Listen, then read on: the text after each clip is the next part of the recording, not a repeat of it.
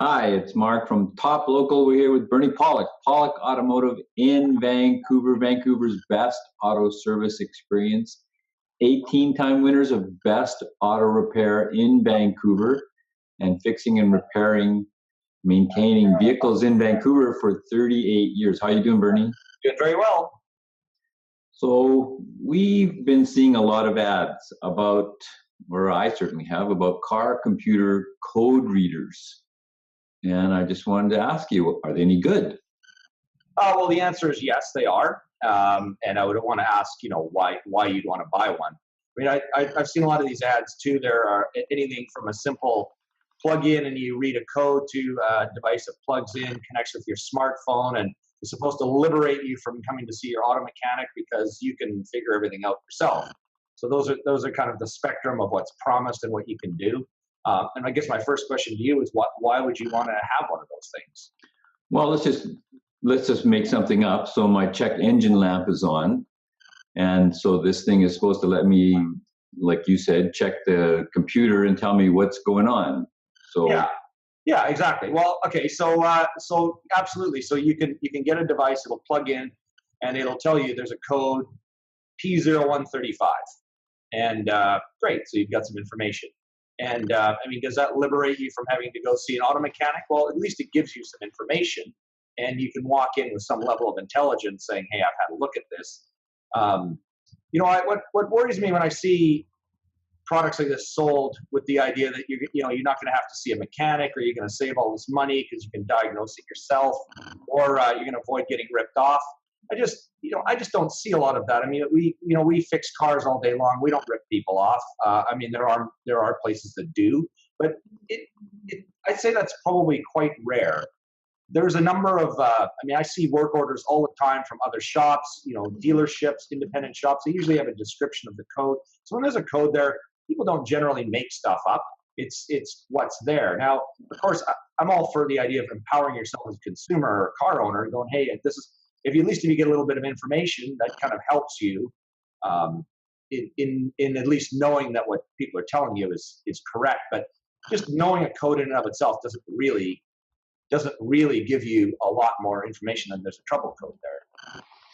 Okay, playing the skeptical card, aren't you saying this kind of denigrating these devices perhaps a little bit just to protect your business? No, not at all. I mean, I think it's actually good as a consumer to have one.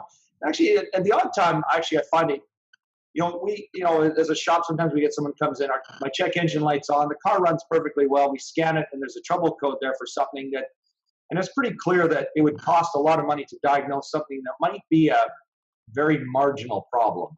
And I can explain in a few minutes just a little more how these diagnostic systems work. But sometimes it's kind of a marginal problem that would probably take a lot of time to diagnose. It would almost be better just to shut the light off and see if the issue comes back. Because sometimes a little minor fault will occur. It'll cause the light to come on, which it'll stay on for a long time.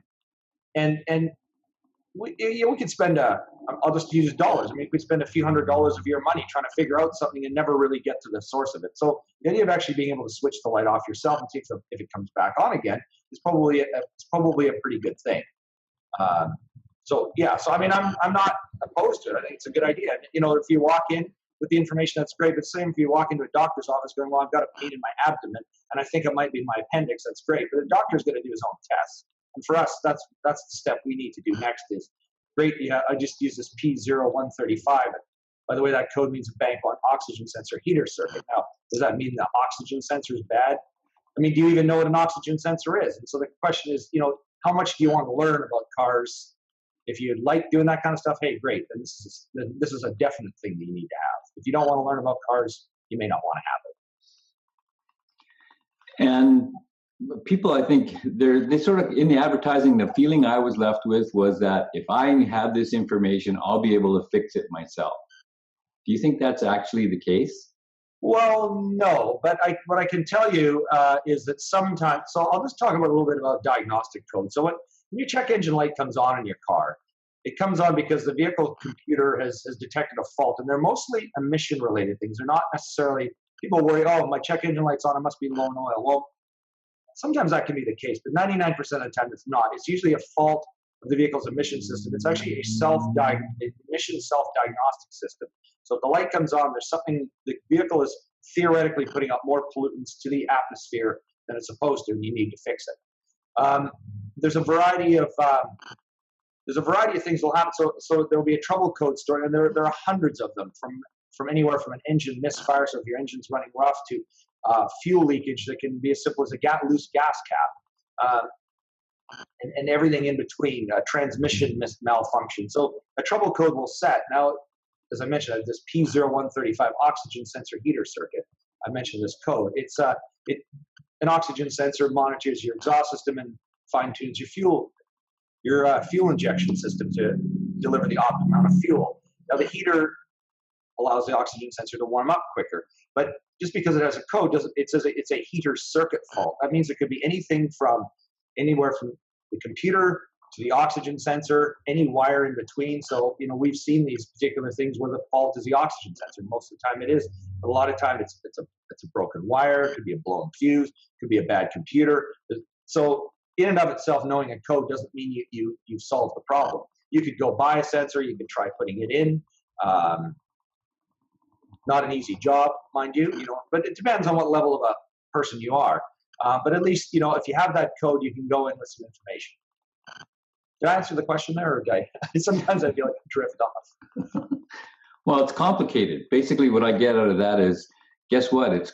Cars are more and more computerized, and the days of being able to climb into the engine bay of your Ford F-150 and work on the 6-cylinder motor with plenty of space around you are long gone, and it's pretty complicated now. Yeah, they really are, and they're getting more and more complicated. But as I said, if having one of these could theoretically save you some money if you're a little bit handy. Yes, some information, you could look into it.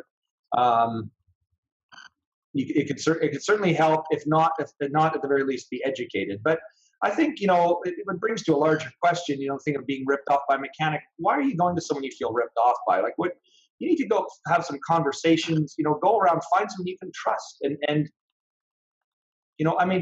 I have issues in my life of finding people I can trust to manage my money. It's like I'm going, well, who do I trust? And so sometimes you got to work through these things. But, if you find a mechanic in a shop you can trust, so much the better. And if you have one of these devices, and the shop doesn't want to work with you or listen to you, well, maybe that's not a person you want to trust.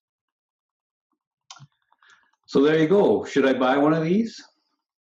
Should you buy one of these? Well, it's, for some of these devices, they're like $50. Yeah, sure. Why not? $50 is not a lot of money. And you could at least have some information. If your check engine light's on, most of these devices, you can clear the code, see if it comes back on. If it comes back on, right. Sometimes it takes a couple of drive cycles for it to come back on. Comes back on, well, hey, I got a problem here. It needs to be looked at. And you can also, I guess, sorry, I'm getting a little long-winded here, but I guess the other thing is to know the severity of the code. Because some things, it's pretty important to fix it right away, especially if your check engine light's blinking.